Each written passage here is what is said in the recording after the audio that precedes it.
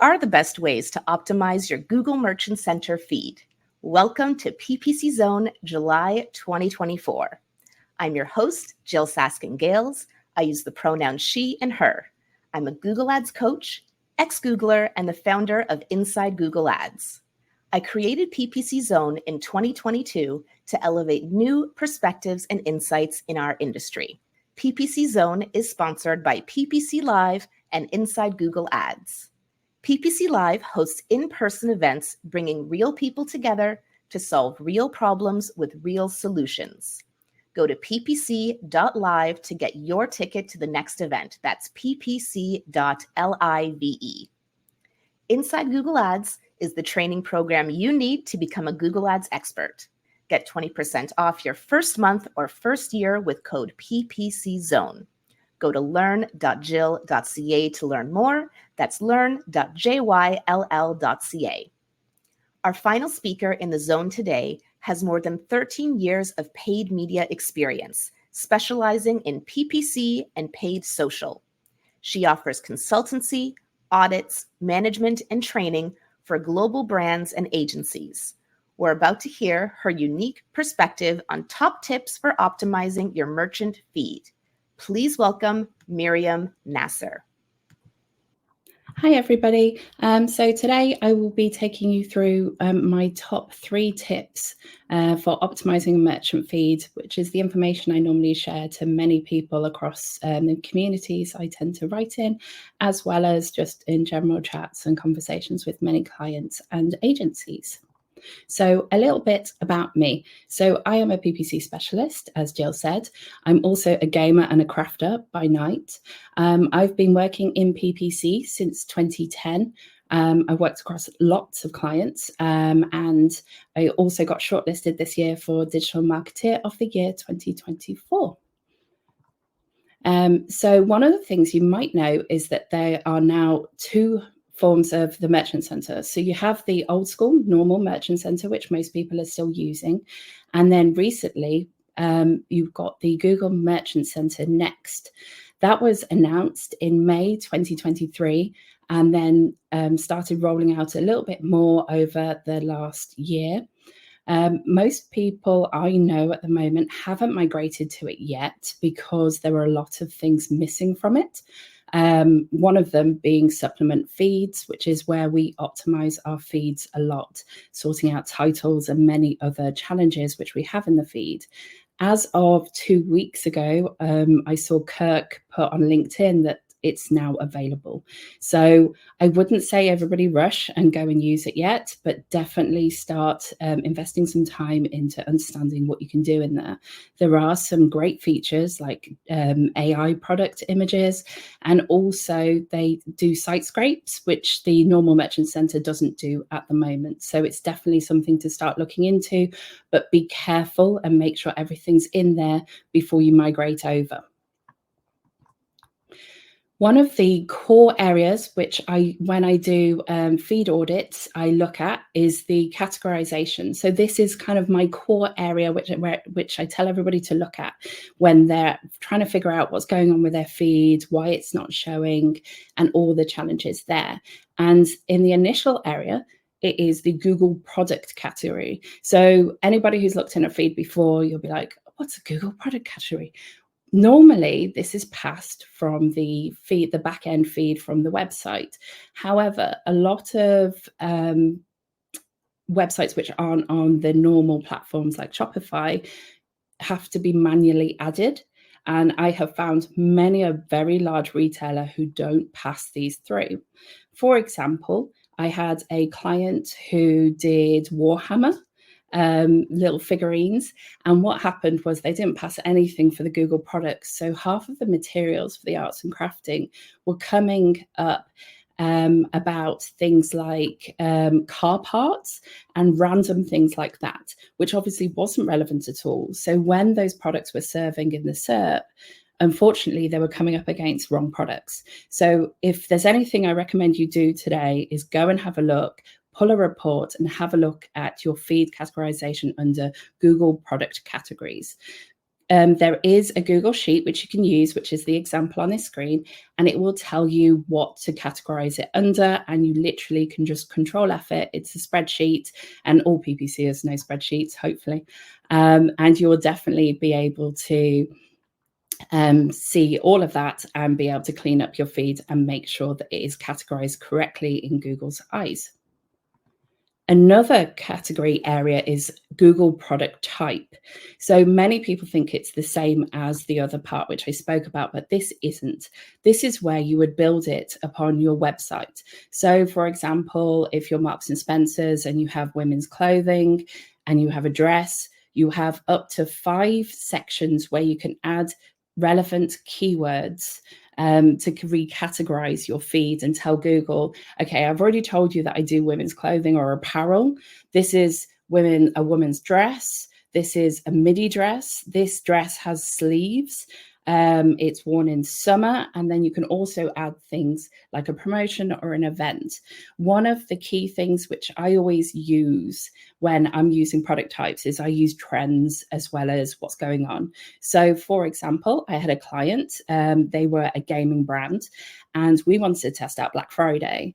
We were a little bit wild, and we had a Black Friday sale across all of our products. Unfortunately, we saw a lot of impressions, not many clicks, so we removed it within 24 hours because it didn't do any good. So I would say don't add random things where you might get loads of interest but no clicks.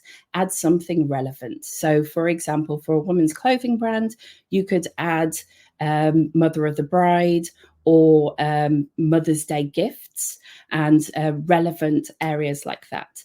I definitely recommend reviewing your Google products, because a lot of the time there's like something's like a singular word is passed from the back-end systems. And I would definitely recommend testing and learning and overwriting this and seeing what you can get out of it. And the next section is Google product titles. So these are the product titles of your items which you're passing through from the back end. The challenge you have is that most websites have 2 titles. They have a short form title, which is on your website, and then you have an SEO title, which is normally hidden in the back end, which is speaking to Google in general. For starters, make sure the correct title is being passed, which is normally, I would recommend your SEO title, because they always do a better job with titles. Off the back of that, then review what's actually been passed, because you can optimize this. You can utilize information in your feed and use Google Merchant Center rules to pass the information to the title so you can extend it. So what makes a good title? Ensuring that the core information is in it. So the product type, whether it's a dress or a shoe or a sandal, making sure that that right information is there.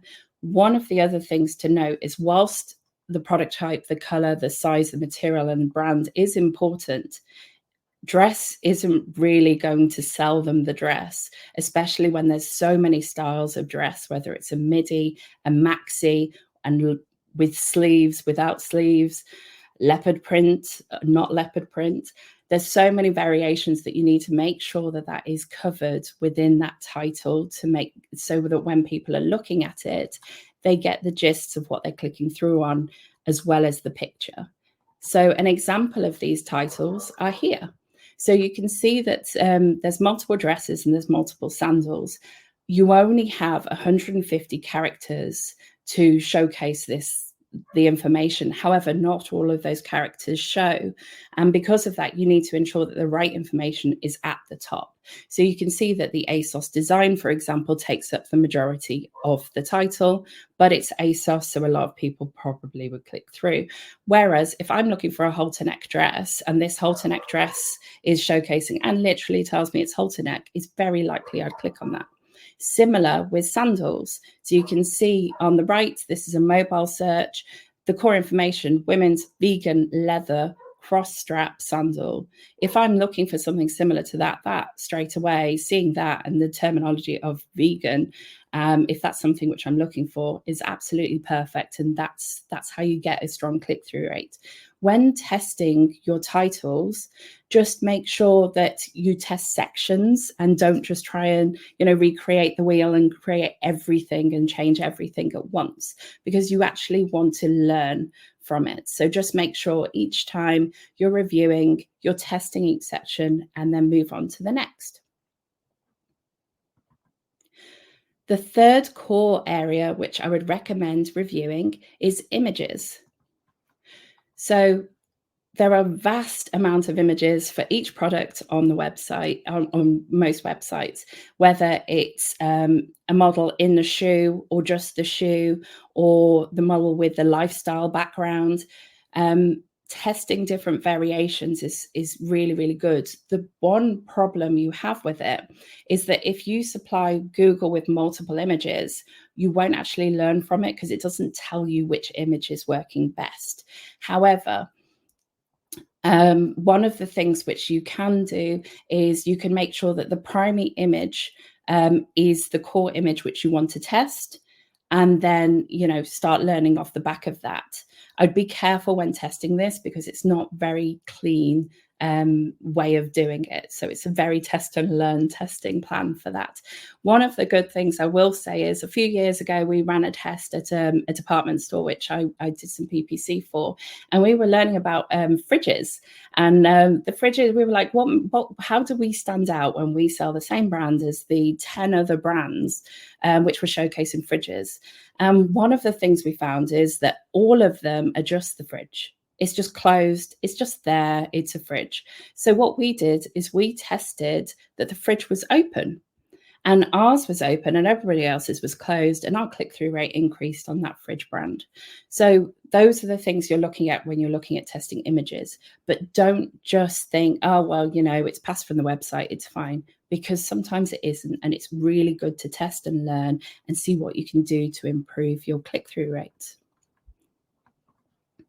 And that is everything I'm going to share today. So thank you very much.